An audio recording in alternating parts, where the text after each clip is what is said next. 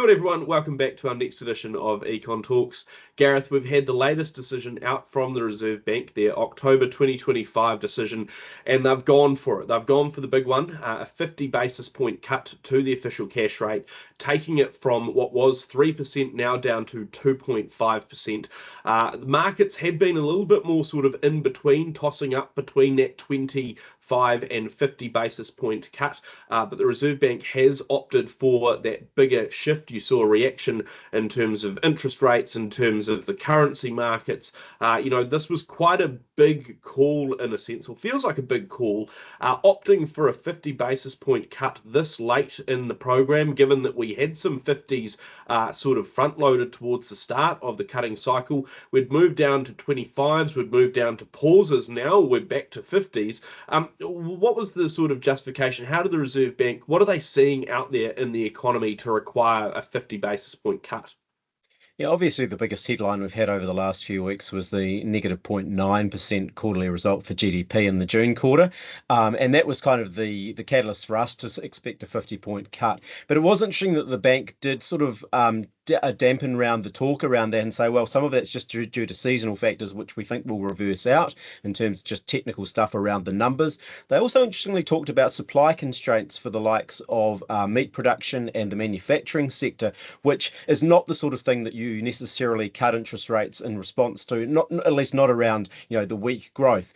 But they also, there was a sense of, I guess, impatience or like looking through the data that we've seen around that, where they said, look, we want more consumption spending by households, we want more investment by businesses, we want more employment by businesses, and ultimately better economic growth. And you know what? The interest rate cuts that we've had over the last year, they don't seem to be stimulating the economy as much as we might have hoped. And so we think we need to do more now. They also talked about the fact that they are anticipating a softening, and it's happening anyway, but a bit of a softening in global growth through into 2026, and talked about some of the downside risks around that as well. That's probably quite important in the context of what we're looking at the moment in terms of next year's economic recovery, whereby strong export prices are one of the key factors leading the sort of provincial economies and ultimately the wider New Zealand economy out of the sort of weak growth that we've had. And if you are getting a bit of a slowdown in the global economy, that just raise a few questions about whether those commodity prices and export revenue will hold up. So you can understand from that point of view why they maybe did opt towards that 50-point cut, and why they are a bit nervous about growth prospects going forward. They also talked about inflation. They said, yeah, sure, it's going to be 3% or roughly around that level in the numbers we'll get out in a couple of weeks for the September quarter, but their expectation is that it does moderate reasonably promptly back down towards 2% next year as well. So those were the sort of arguments they were making. But look, you're right, when you look at the sort of cutting profile that we've had over the last year, there have been 50s, there have been 25s, there was a pause in there as well, and now there's suddenly all hands to the pump, let's cut again. And the interesting thing is, it will take another 12 months for that to flow through in terms of fully stimulating the economy, and particularly the impact obviously on household budgets, because everyone is on fixed mortgage rates, and so those rates roll off over time. So by the time you get to late 2026, the effects of this stimulus we've got now, and potentially another cut next month as well, that's when that's still going to be impacting on economic activity overall.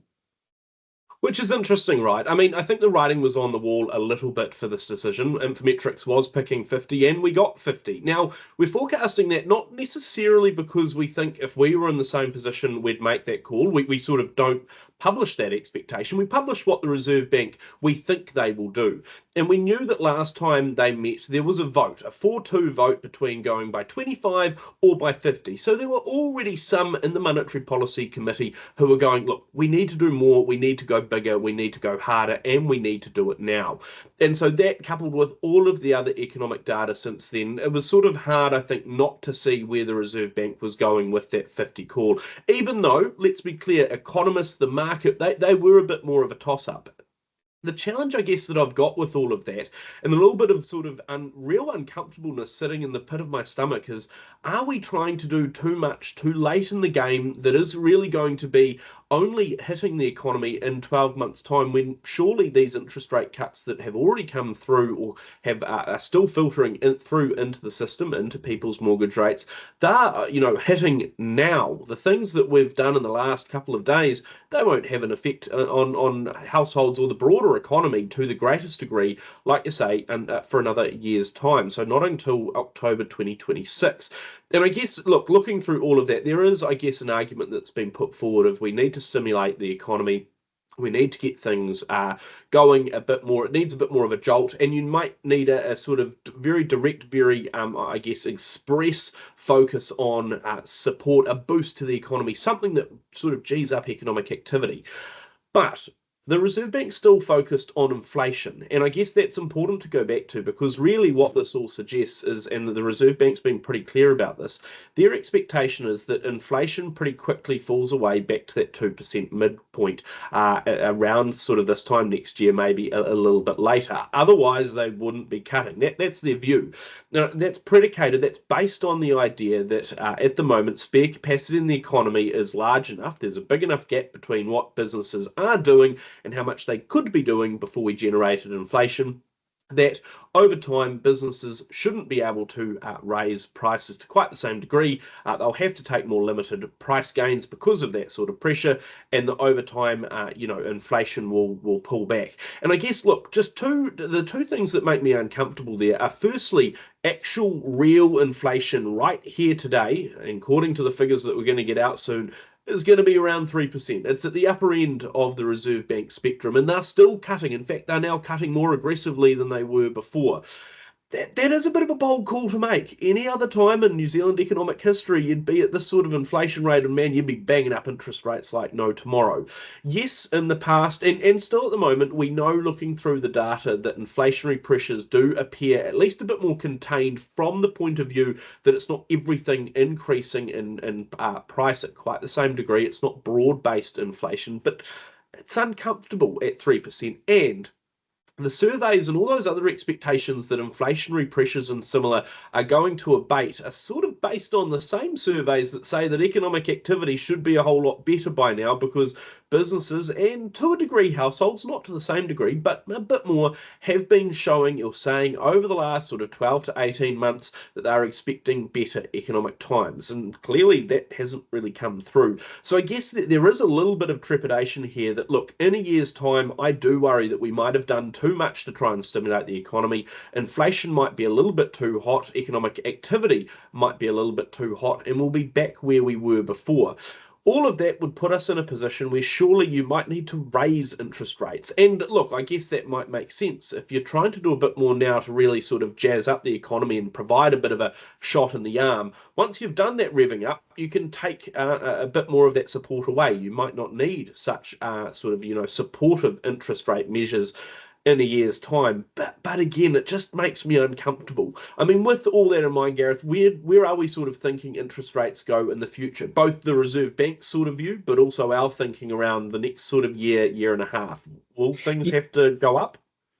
Yeah, so I mean, firstly, we are expecting another 25-point cut next month, and it will be very odd for the Reserve Bank to cut by 50 and then that to be the end of the cutting cycle. Interestingly, others have picked up on the language the Reserve Bank used and said that they were open to further cuts and read into that as being, possibly more than one additional cut. I think that's being a little bit sort of cute with the language myself, and I would hope that by the time we get through to February next year and the following meeting, that it's pretty clear the economy is actually gaining a bit more momentum.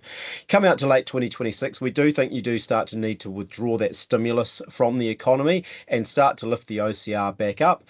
We're picking from 2.25 back up to 3% within the first half of 2027.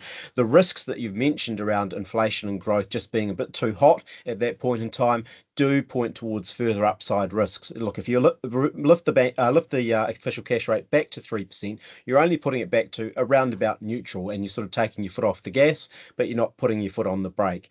if the economy is running a bit hot by that stage, and if all the stars have aligned and things are going really hummingly for us, then it may well be the Reserve Bank needs to do more. It's not our central forecast at the moment, but I wouldn't be ruling out the OCR pushing back up towards 4% late 27, early 2028 if that economy does sort of start to run away from the bank a little bit. And then you are faced with that situation where the Reserve Bank does end up looking a bit like they're being a bit pro-cyclical again in terms of setting monetary policy, which is not ideal for the economy, not ideal for businesses and households in terms of their planning going forward if we're going to have these swings up and down more exaggerated than they need to be in interest rates and monetary conditions. What about though people that are currently saying, well, actually, it might need to go even further? Is a 2% OCR in play? I don't think anyone said to go below 2% yet, but geez, at that point, you really are stimulating the economy, like not just taking away sort of constraints. You're directly saying, go, go, go. Even though the housing market doesn't look like, even with interest rate support, it's going to massively start to sort of perk up. You're not seeing the likes of the construction sector that's going to roar away.